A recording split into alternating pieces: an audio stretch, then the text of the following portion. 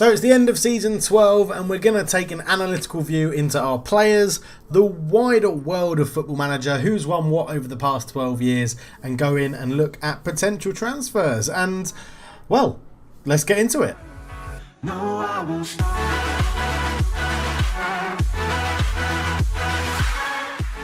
So hello and welcome back to the Cultured Left Foot YouTube channel, where we are going to look at an analytical approach like we did at the end of last season into who's done well, where we want to invest in new players, and what's happened in the wider world of football over the past 12 years in this save. And that's where we're going to start. It's the 1st of June, so we've ended the season. All the competitions have finished in Europe, and we're going to go through that and have a look first. So where else better to start than in the Champions League, and we'll go through who has won it. This year, it was won by Liverpool, beating Arsenal 2-0 in the final. As to be expected, Arsenal had a disappointing season, finishing 10th in the Premier League. But as you can see here, if we go and have a look at the past winners, Liverpool beat Arsenal in Rome this season. Previously, Bayern Munich beat Man United, stopping them getting back-to-back Champions League titles in Dortmund. Man United beat Chelsea in a repeat of the Moscow final from years ago in the Bernabeu. Chelsea again were denied getting back-to-back titles by Man United after they beat Bayern Munich the season before. Juventus beat Lyon. Bayern Munich beat Barcelona. Lyon beat Liverpool. Man United beat Liverpool. It's been pretty English dominant, you would say. Man United and Lyon. Liverpool getting to 2 finals in a row and losing them both. Chelsea beat PSG at Wembley. Very well played, Chelsea. Man United beat Liverpool. Man City beat Liverpool. And Liverpool beat Benfica. What a random... in the first episode of the save, Benfica... First series of the save, sorry. Season of the save. Benfica getting to a final, but losing to Liverpool. Liverpool could have had 3 on the bounce as well, but Man City, the 2 Manchester clubs, denying them.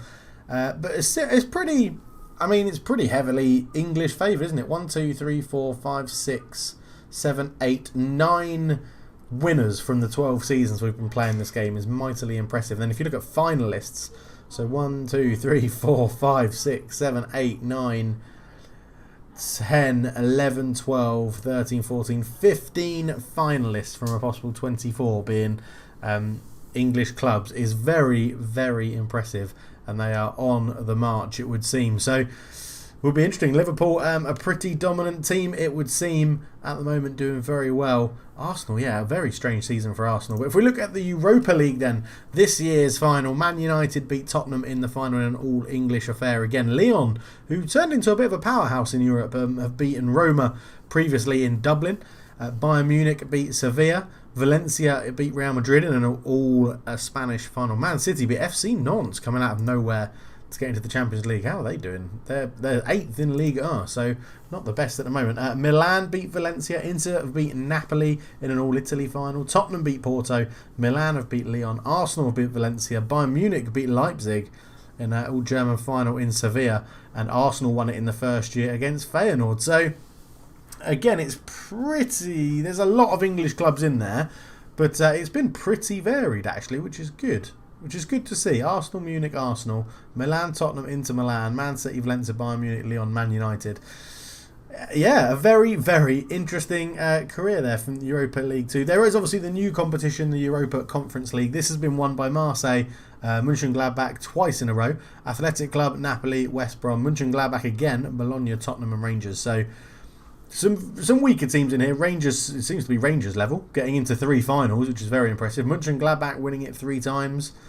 Yeah, all around pretty good. Marseille in there twice in the final, 3 times, winning it once. Napoli in 2 finals, winning it once. So it should be an interesting competition to go to. Let's go and look at the Premier League then, as I'm delighted to tell you we have qualified for Europe and we're going into the European Conference competition. 57 points, 4 points ahead of Norwich. This year, Man City won it. We will go into a bit more detail about this season, but let's go and look all the way back to the start of the game. Man City were the first Premier League champions of the save, followed by Chelsea, Arsenal, Liverpool, Man United, Tottenham and Wolves all going into the lesser competitions of Europe. Going down with Southampton, Watford and Sheffield United, with Palace, Villa and Newcastle just about holding on by 3 points the difference. The next season then, Liverpool gained the title from Man City. 26 wins, 6 draws, 6 losses, a very impressive record. Man United second, Man City third, and Chelsea finishing out the Champions League. Going down, Leeds, Birmingham, Palace couldn't hold on this time, so they went down. And very, very interesting to see. So it would have been Leeds United and Birmingham coming up. They stayed up. And Fulham came up and finished 11th. So well done to Fulham there. Man City regained the championship. 27 wins, 6 draws, 5 losses, 87 points. Winning it on goal difference over Chelsea. Very, very impressive. Man United, Liverpool, Arsenal, Norwich, West Ham, Tottenham dropping out into 9th position and relegated Watford, Southampton, Preston. Southampton become a bit of a yo-yo team.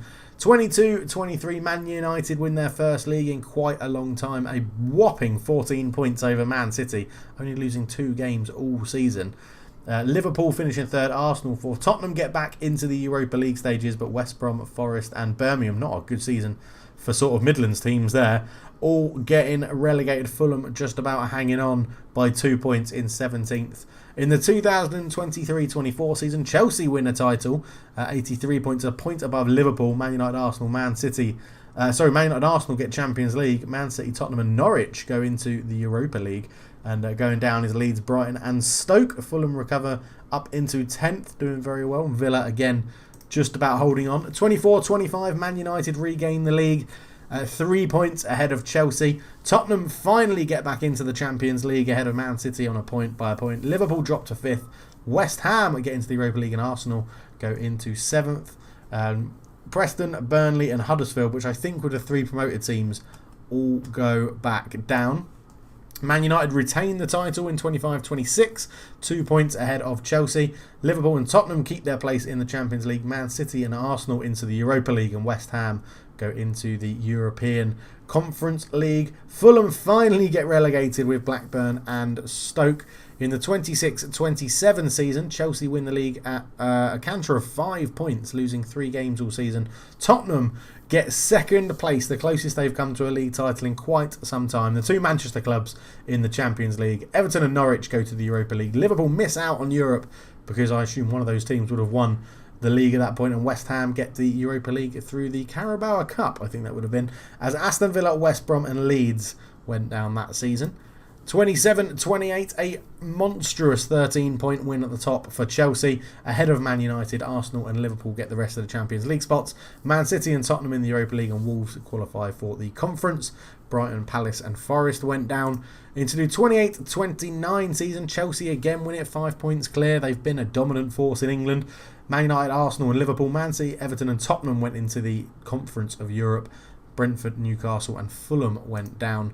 29-30, our first season in the Premier League. Man City won it by a point above Liverpool. Obviously, we were much more concerned with the bottom end of the table, but ended up being quite safe as Everton, Man United and Tottenham went into the Europa League. Norwich missing out on Europe. Forest, Burnley and Stoke went down. And obviously, this season, we have climbed to 7th position, which is absolutely incredible. Man City have won the title quite convincingly by 7 points, only losing 2 games, 1 to Chelsea and 1 to Liverpool. Liverpool finished 2nd, United 3rd, Chelsea 4th, Everton 5th, Tottenham 6th, and us into 7th, beating Norwich by 4 points. But a fantastic season for us. We did lose a lot of games, losing 11. Man City, Liverpool, Wolves, Man United, Arsenal, Bournemouth, West Ham, Wolves, Fulham, Chelsea. So Wolves being a bit of a bogey side for us, but you know, Man City, Liverpool, you'd sort of expect to lose that. Arsenal, you'd expect to lose that. Man United, expect to lose that. And Chelsea, the others, we should be putting up a bit more of a fight. A number of draws, 12. If we can convert those to wins, we will be flying up the table, no doubt. And the 15 wins this season, beating Arsenal and Man United and Tottenham is and Everton, actually, considering how well they've been doing recently, is very, very impressive. If we compare this season to last season for us, then 38 played, 12 wins, 7 draws, 19 losses, a minus 20 goal difference, 43 points. So this year, obviously, a vast improvement on that. Finishing in the plus goal difference, only on 5, not the best, and 13 points extra, I think it is. And of course, a lot less losses, 8 less losses, 15 wins compared to our 12 wins of before. So 3 more wins took us from 14th to 7th. That's quite an improvement. If you look at the amount of wins that Tottenham got, 21 to finish 7th last year, and we've done it with 15. there's a lot more to come from our team, I think. A lot more to come from the team. Okay, let's go and look at... we're only going to look at the top divisions around Europe because that's what we're focusing on at the moment. But the Serie A is currently being held by Inter Milan. They won it this year. On head-to-head, it would be in Italy because Juventus had the better goal difference, but head-to-head obviously gives Inter the title there. They won it that year as well. Juventus won it in 28-29. Juventus. Why is there no... Oh, it's because that's when the new competition kicks in, isn't it? Yeah. Juventus, Inter, Juventus.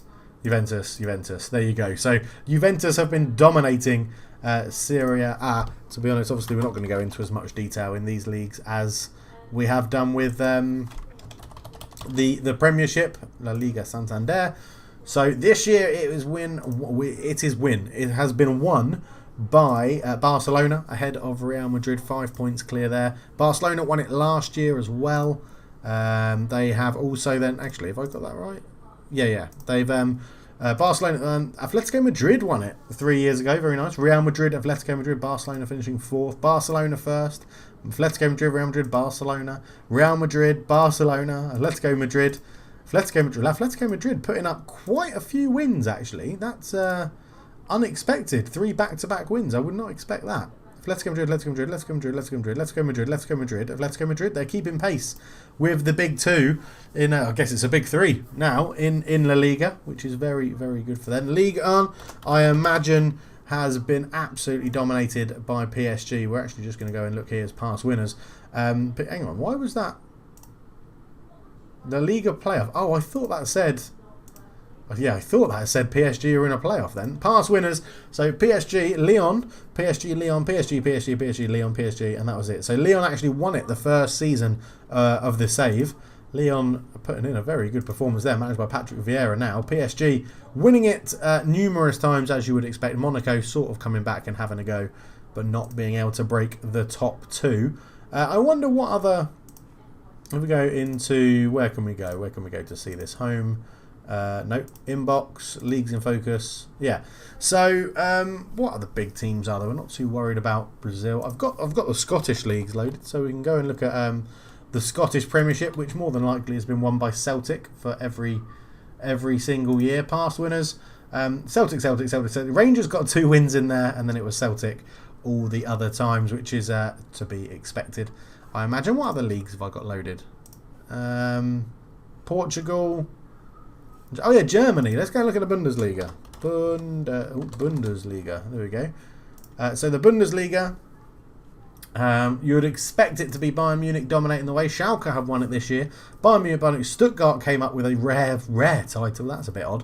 And Bayern Munich dominating it all throughout time, really, which is interesting. We'll go and have a quick look at Portugal because there's sometimes some interesting developments with some teams in Portugal. I know a lot of them are backed by quite a bit of money. I didn't want to look at actually Portugal, but I might as well go through here. Liga NOS, that's the one I wanted. History, past winners. So Benfica have absolutely dominated apart from the first year of the save where FC Porto won it, and there hasn't really been... Yeah, Vitória de Guimarães, I think, is the team that are backed at the beginning of the game by a billionaire or an underwriter or something, so they normally progress quite well in it, but normally you get some lower league teams that come through the divisions. So let's see if there's a team. I don't really... Desportivo dos Aves, I think. Where have they come from? No, they start in Liga. Belenenses SAD. No, they got relegated, but then got promoted again very quickly. Well, maybe not then. Maybe I'm a bit skewed over on Portugal. But that is the competitions around the world. Let's go and look at the Euros. Obviously, we are in... well, hopefully we'll be in the Euros at some point. But the past winners then. So Spain won it obviously there. Portugal 2016. Portugal 2020. England won it in 2024. And Portugal regained it in 2028. Runners up Denmark. And that's not really to be expected. And then the World Cup. Let's go and have a look to see who has won the World Cup coming in. So Brazil in 2022 in Qatar. Spain won it across the 3 host nations in 2026, and in 2030 England won it in Spain, and that's how we ended up getting the Spanish job, because they were dreadful in their home World Cup. Runners up Italy third place France. And that gives us a quick review, about 10 to 12 minutes I think that was, of what's happened in and around the save. If I can go and look at... right, now how do I look? You'd think I would have researched this before we got into it. Europe transfers.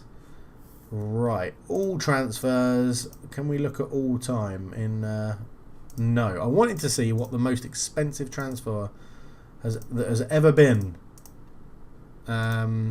I guess we need to go into an actual transfer window, which will be quite helpful. I know that Juventus have absolutely splashed the cash recently. 2031, Sergio Zoiolo moved from Inter Milan to Bayern Munich for £151 million. That is absolutely mental. Bijan van Inzelarillion, Fiorentina to Chelsea, 102 million over there. I think if we just go to Juventus now, they've either arranged these transfers or they've already happened. I think they become the most valuable people in the world. So Stefan Patru was the most valuable player in the world at 114 million at one point. And then if we go to transfer centre, yes, they're bringing in Sergio for... Can we see how much it is? 124 million plus clauses. They're also bringing in David Valencia from Man City for 128 million plus clauses. So it's going to be a very expensive summer for Juventus, but it doesn't make them the most expensive players in the world, because 151 million is what I can see is the most expensive at the moment. Let's go back into, I guess it'll be around about September with the transfer window being open. 28.5 million, 57 million.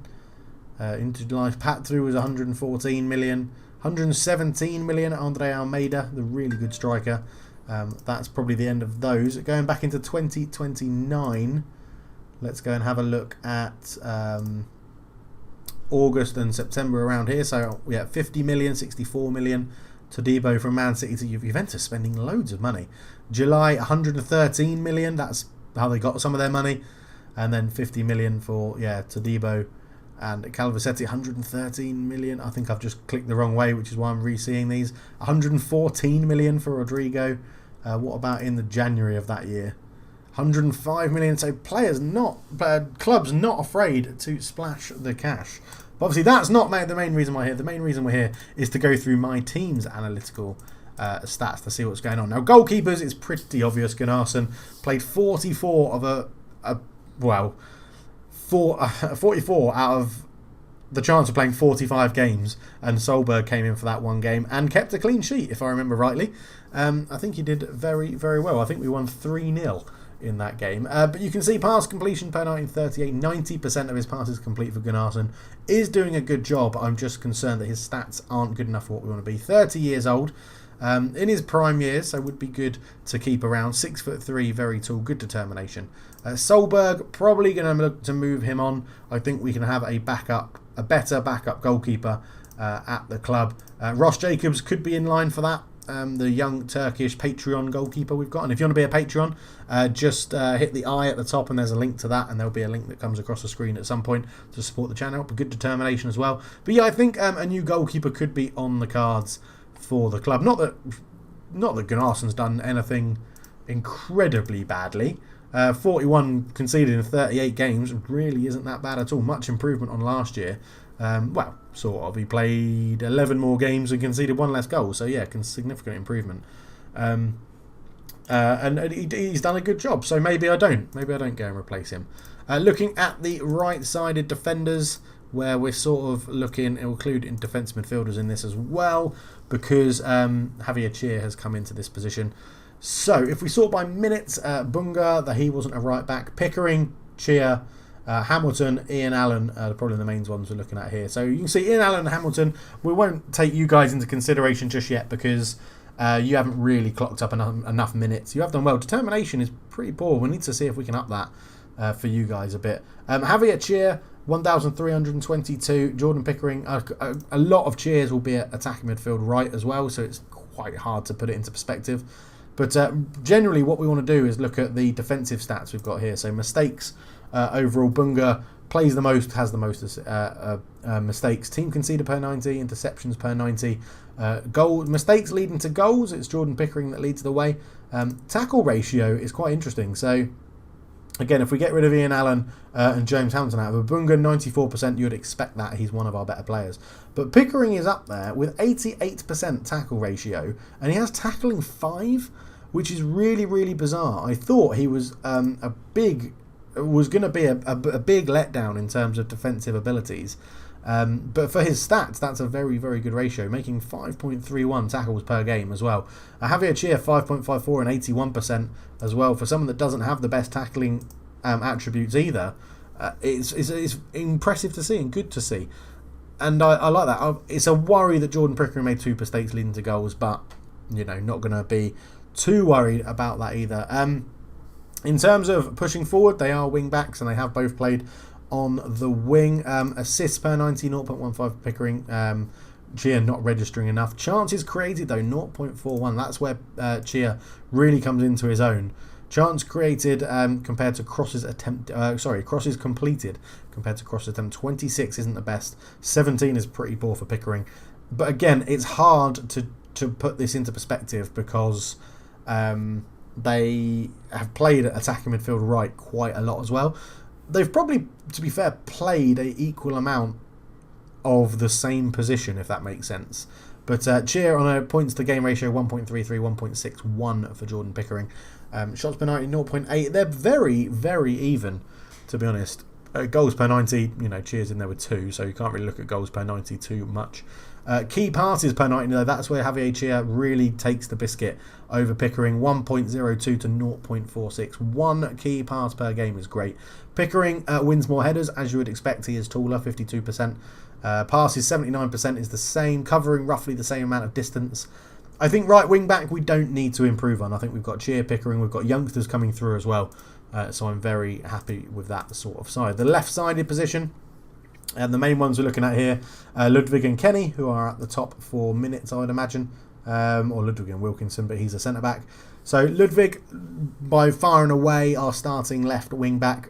Kenny has got a new contract, but if there's a bid for him, I wouldn't be too offended to sell him. 32 appearances for 2 man of the matches. Again, they run a pretty similar amount, so if we do it this way, we'll get them next to each other. So mistakes, Masalo Kenny 26 but plays a lot less games.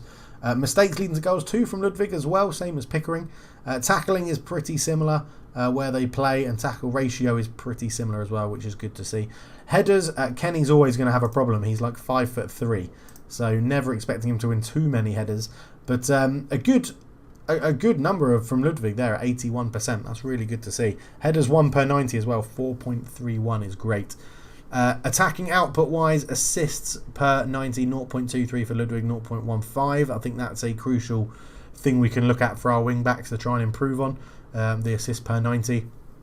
And then shots, well, what I like here is that shots on target ratio, Marcelo Kenny doesn't miss the target, and he's got quite a good shot on him, scoring 2 goals, which is why I'm not too keen to let him go at the moment. Shots per 90, 0.66. He generally gets forward a bit more, 0.49. I think Ludwig, points per game, 1.44 for Ludwig is very impressive. Again, I don't think left wing back is something we necessarily need to go and improve. I think Ludwig could do a really good job. Kenny's an able backup, and Ian Allen, who we're training to play out there, is, I hope, if we can up this determination, is going to progress to be a good left wing back, sort of third choice. It is where he's being trained to play at the moment, which is good. So now if we go into the centre backs, obviously we're playing a formation with 3 centre backs, so there's going to be quite a lot of minutes in here, and I think you can see straight away the starting sort of choice that you've got is Medina, Bunga and Berger. Bunga has also played in central midfield as well. Now the problem we've got is someone going to make, so he's only wanted by Barcelona now, and I'll be more than happy to keep him because he is standout, our best defender at the club. Only having 1 mistake leading to a goal in 2,790 appearances at centre-back is very, very impressive. 31 appearances. Team conceded per 90, 1.16. Medina actually has less, which is interesting, 1.05, as does Bunga. But interceptions per 90, 3.03 is huge. 87% successful tackle ratio and 1.68 tackles per game is really, really impressive for the centre back. He doesn't complete a lot of passes per game. 87% of them are successful, 51 something we'll have to probably try and work on as we build out the back a little bit more. But he's one of our stalwarts in terms of defenders, which is good. Obviously, these are the stats we need to focus on here, the defensive stats on this side. Luckily, what I like to see is all these zeros. Not many of our defenders are making mistakes that lead to goals, which is really good. Again, if we can keep the centre-backs, I think we could improve it, but I don't think it's a standout place that we need to do that. Bobby Wilkinson, Medina, Berger, Bunga, Sleepless Master, Bacon as well as the backups. The youngsters, looking forward to giving them a bit more game time. Again, headers 1 per 90, 3.6 for Sleepless Master is really, really impressive. Callum Bacon stepping in as well, but he's been a bit unfortunate, Callum Bacon, of being sort of shifted around in so many different positions to try and help cover. But it is going to make him a more versatile, better player, which is what you need in some teams. But I think it's looking pretty good. If we do team conceded. Sorry, I wanted interceptions because we are keen on getting the ball back per 90. Then so Callum Bacon's in the bottom. Sleepless Master above Dominic Bunga is very impressive. And then Kenny can play centre back but won't do it. But very, very good. So their tackle ratios as well. Sleepless Master hasn't missed a tackle in his 100 minutes of football, which is good to see. Really good to see, and gives me hope that we can bring you through into the first team, which is good. Again, not really looking to improve centre-back. I think we could potentially spend a lot of money to get a really good centre-back, but it's not the key place. There isn't really a key place to invest in, to be honest. If we look into the midfield then, a number of people that could play here, but really it's Bunga, Pereira and Revan that have been there. Callum Bacon coming in towards the end, Vincent and Diallo dropping in when needs be. I think central midfield is where I want to really improve. This is what the stats we've got up. So pass percentage completion. Jan Petrick, that determination is absolutely dreadful, and I think we're going to get you a new player as your patron, because I don't think you're really going to progress. When you have stepped up to the first team, you've not performed very well. Only 169 minutes, but I think we'll have to improve on you and find you a new player to take over for Patreon. But the main three all doing very well. 90% pass completion for Bunga, who is also now playing as the libero. Vincent and Pereira 87% each. Very, very nice indeed. Key passes per 90, 2.47 for Pereira, really proving his value to the team, which is really good.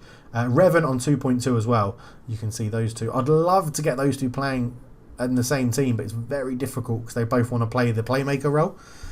So I think rotation-wise, we're sorted for those two. That's fine. Those two are our main playmakers, and then we've got youngsters that can come through and help. We do need to look for a new central midfielder on defend.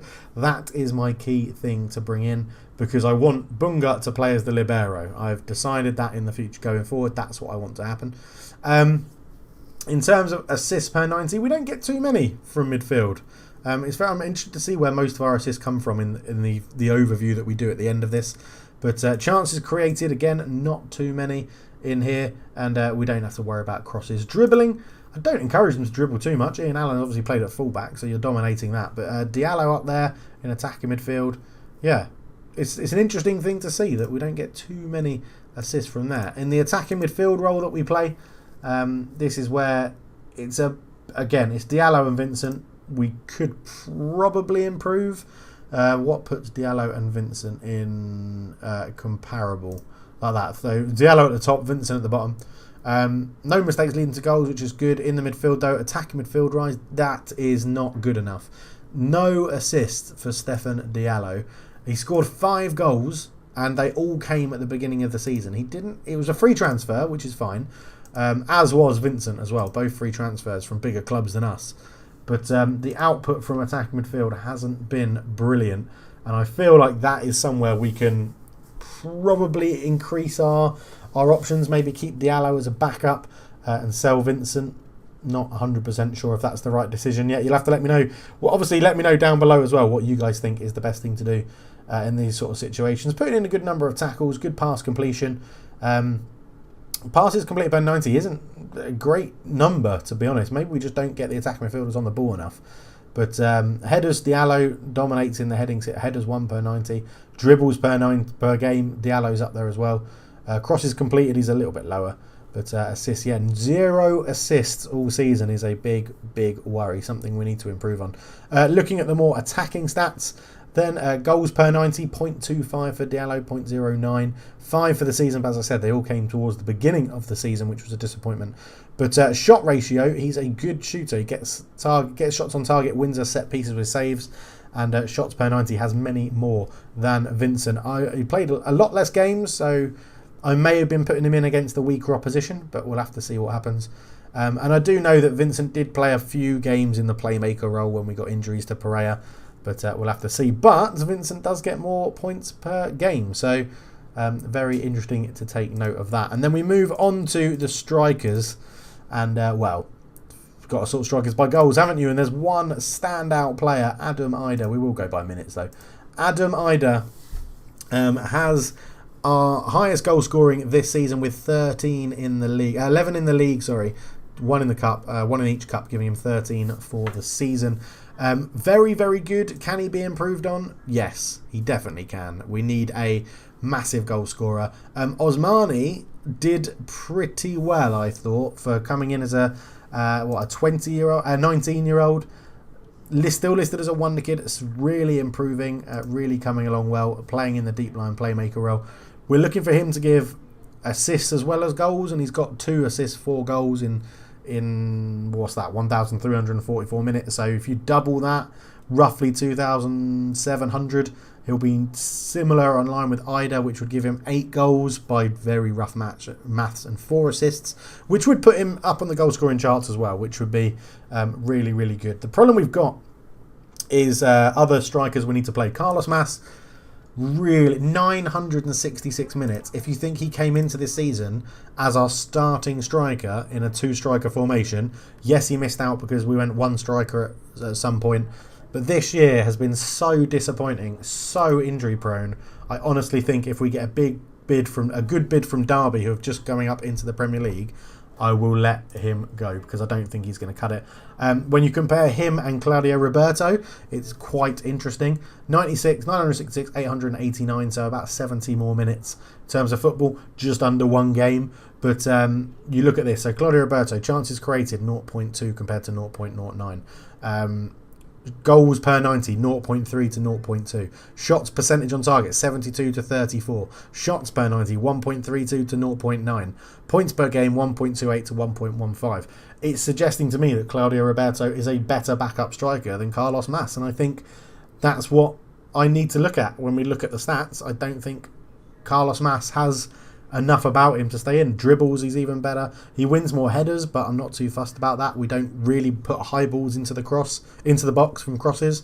And then we've got Abel, who we're now training up to be a striker as well, to try and take advantage of this finishing. Another wonder kid. Brett Higgins is also coming through as a young winner who we're training to be a striker. Not the best finishing. You may not progress enough, Brett, but we have options in the youth team as well, and I think Carlos Mas's time could be up. Josh Thomas is a really interesting one now. We're training him to be a wing-back to give competition for Chia. He's only been here 1 season. We paid £10 million for him. Had an okay season, but he doesn't fit into a 3-5-2, and I don't know what to do with him. He's got pretty decent stats for the season.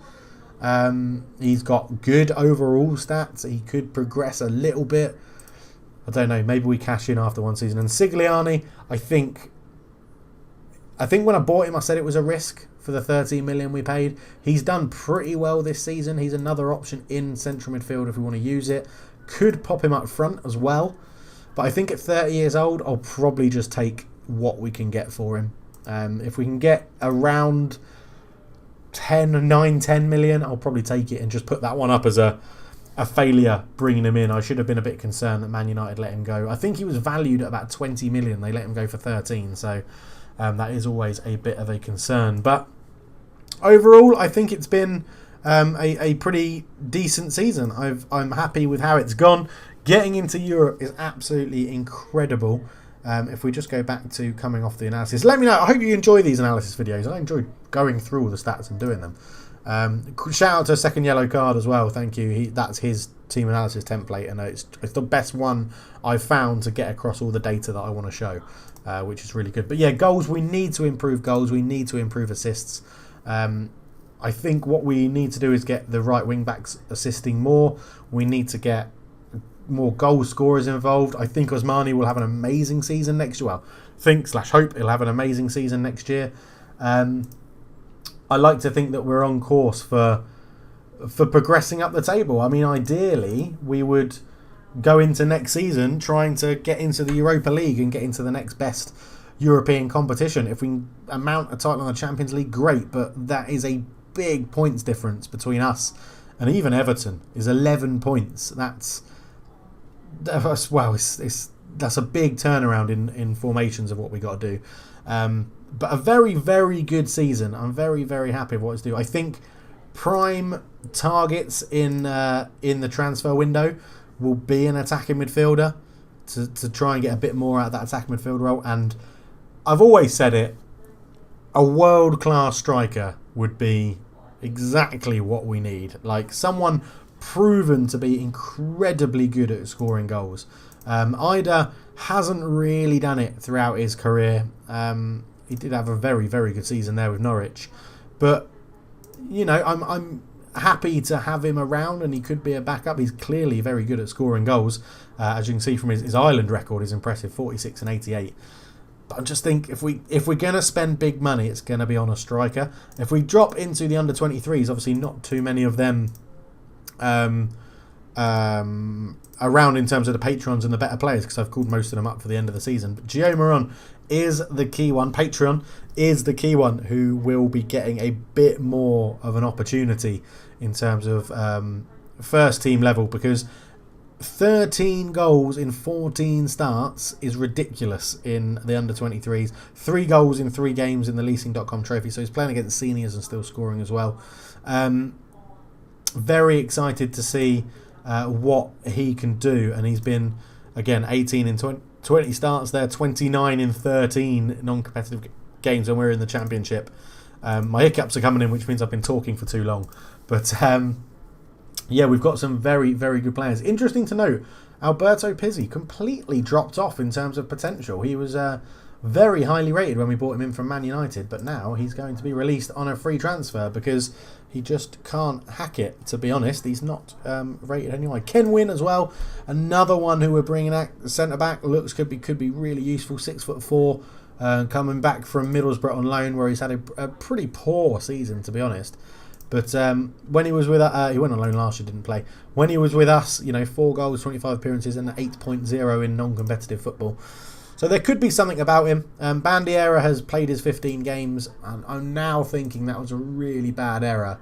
Although he scored 8 in 9, and then didn't. He scored 1 in his next 5. So maybe it was just a spurt of a new manager sort of thing. It just didn't look like he was going to cut it in the Premier League.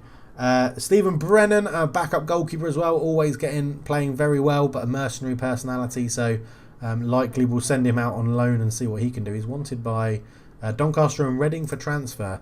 I'd probably cash in on him if they give us a decent offer. And that's about it, really. Chris Kerr was a very highly rated striker as well. He's got some good stats, but again, dropped off a little bit in terms of potential. Would like to give him a go, maybe in the Carabao Cup if we get an easy draw. A very good, productive loan spell at Swindon when Ross was in charge there. But again, yeah, the non-competitive side, 17 in 20 starts, 17 in 19 starts. He's always scoring goals. He is always scoring goals. And he does have decent stats, and I think he could be worth a go. I think we just need to develop him into this complete, maybe not a complete forward on attack, but target man really doesn't suit how we play. We do really need pace from our strikers, which he doesn't have. So, yeah, it's very, very interesting. Tranny was another one as well, 23 years old. He's been at the club for a little while. Free transfer from Milan, gone out to Copenhagen twice and done very, very well in terms of rating. But again, I don't think he's ever really going to fit in our team. So I might look to just, in fact, we'll do it right now and just offer. He's worth £16 million. I'll take 15 for him. He has a minimum fee release clause of 14, so there you go. I'll take £14 million for him. If not, again, he might be another player that comes into the team. But I think we're gonna end it there. It'll probably be around about 40 minutes long. That the under 18s are looking a little bit poor. There's not too much. Luke Hollingworth came through our youth academy. He's our best rated player. Wanted in a transfer by those guys. Whether he becomes anything, I don't really know. Determination 11's a little bit low. But central midfielder, passing 12 at the age of 16, could be pretty useful. Might give him a run out in the under 23s to see how he gets on. But other than that, our under 18s are still a little bit poor. We do have a number of youngsters. No, not transfer centre. That's the one I want. Transfer centre in. Joining us from Man City. Obviously, we've got Gashi lined up, the centre back. Very excited by this guy joining us for quite a big fee. He's worth 300k. We're paying £8.5 million. Very excited by this guy. So he'll probably be our new backup centre back. But yeah, some more youngsters coming in to fill up the under 18s and stuff like that. Anthony Bonin, I forgot about him coming in central midfield. He's going to be our central midfielder on defend. Yes, he is. So he's joining as well. Yeah, so a couple from Liverpool, Chelsea, Man City. No one from Man United's youth team this time, but a couple more recruits for the under 18s and the under 23s to see if they can help us progress. But yeah, we'll leave it there. So thank you so much for watching. The next episode is weirdly going to have no gameplay either, because it's going to be a transfer episode, which I haven't done in quite a long time, to try and show you how I'm going to find my transfers, how I go around doing it, how I try and find these youngsters that I find, and we'll go from there. But thank you so much for watching. If you're enjoying the series, please do leave a like, and it all helps the YouTube algorithm for more people to find us. The channel is growing, it is getting bigger and better, and it is going very well, and I really enjoy doing this, even though I'm still working full-time during the coronavirus issue stuff. I hope everyone is keeping safe and doing well. For now, I'm out. Cheers.